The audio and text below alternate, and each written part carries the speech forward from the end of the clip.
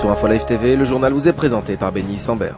Vers une opération militaire à Gaza, le chef d'état-major, le général Gabi Ashkenazi, a précisé dimanche devant le Conseil des ministres que si les tirs de roquettes Qassam se poursuivaient, il n'y aurait pas d'autre choix que d'y mettre un terme. Il a ajouté que Tsahal préparait un plan d'opération qu'il soumettra prochainement au gouvernement, tout en précisant que le Hezbollah reprenait position le long de la frontière nord d'Israël. Ashkenazi n'a cependant pas évoqué la menace syrienne. Le chef du bureau politique du Hamas, Khaled Mashal, a annoncé dans un entretien accordé à la presse qu'il envisageait de recourir à d'autres enlèvements de soldats israéliens. Les conclusions préliminaires de la commission d'enquête sur les ratés de la Seconde Guerre du Liban seront rendues publiques ce lundi à 17h, bien que certains éléments aient été publiés dans la presse dès dimanche. Le rapport Vinograd met en cause gravement la responsabilité d'Ehud Olmert, d'Amir Peretz ainsi que celle de l'ancien chef d'état-major Dan Khaloutz. Alors que l'ensemble de la classe politique appelle à la destitution du Premier ministre et du ministre de la Défense, ces derniers ne semblent pas prêts d'annoncer une quelconque démission. Le milliardaire russophone Arkady Gaidamak a décidé de se présenter aux prochaines élections municipales de Jérusalem. Cette information intervient quelques mois après la création par l'oligarche russe du mouvement politique Tzedek Revrati. Sans transition, le ministère des Affaires étrangères israélien vient de lancer un nouveau programme d'action humanitaire pour engager les Israéliens à prendre part davantage dans les projets mis en place par les agences spéciales de l'Organisation des Nations Unies.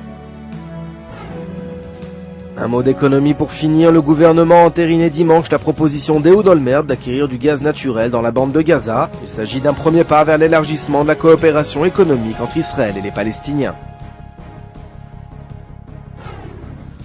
Votre programme sur InfoLive TV, c'est un reportage sur la compétition nationale d'échecs qui s'est tenue à Tel Aviv. Et puis retrouvez notre débat opposant Olivier Rafovitch à Yoni Ben Menachem autour des conclusions préliminaires de la commission Vinograd.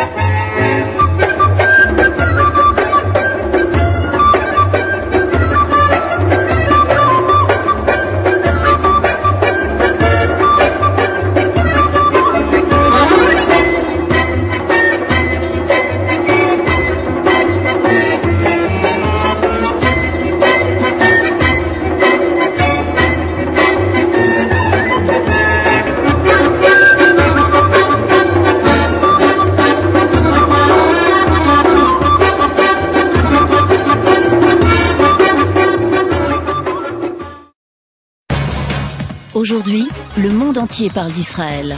Mais qui parle d'Israël au monde entier, en temps réel, en 4 langues et en direct de Jérusalem? InfoLive.tv, la première chaîne de télévision internationale israélienne.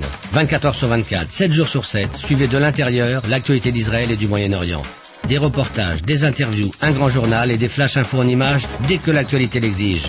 InfoLive.tv, votre regard direct et vrai sur l'actualité d'Israël. Retrouvez InfoLive sur internet www.infolive.tv.